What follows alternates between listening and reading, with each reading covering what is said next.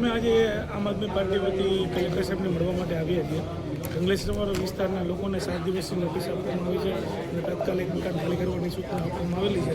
એ અનુસંધાને એ લોકોની વિસ્તારના લોકોની માંગ છે. અમે ગઈકાલે એમને મળેલા હતા. એમને થોડો સમય આપવામાં આવે, 3 મહિના વધારે સમય આપવામાં આવે. એ ઉપરાંત વૈકલ્પિક વ્યવસ્થા એમની કરવામાં આવે. આજે નાના નાના બાળકોની પરીક્ષાઓ ચાલી રહી છે. એ લોકો શિક્ષણ, આરોગ્ય, આર્થિક બધા મુદ્દાઓના કારણે વિસ્તાર સાથે સંકળાયેલા લોકો છે. ખૂબ દુઃખી પરિસ્થિતિમાં છે અત્યારના સમયમાં એમને કે મકાન પણ ભાડે મળતા નથી, મકાનની પણ વ્યવસ્થા એ લોકો કરી શકતા નથી.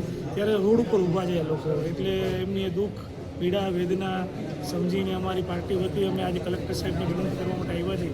એક વખત તમે તે સ્થાનિક લોકોને મળો તો ખરા, એમના જે દુઃખ છે, પ્રશ્નો છે એ સાંભળો તો ખરા અને થોડી વૈકલ્પિક વ્યવસ્થા કરી દો એવી કલેક્ટર સાહેબને રિક્વેસ્ટ કરવા માટે આજે ખાસ તો સ્થાનિક ધારાસભ્ય હાલ ગાયબ છે તેવી લોકમુખે ચર્ચા જોવા મળેલ છે. તો ખરેખર આપના મતે ધારાસભ્ય લેવલના લોકો ગાયબ હોય તેવું લાગી રહ્યું છે? ધારાસભ્ય તો ઠીક છે, પણ મુખ્યમંત્રી ગાયબ છે તે ગુજરાતમાં.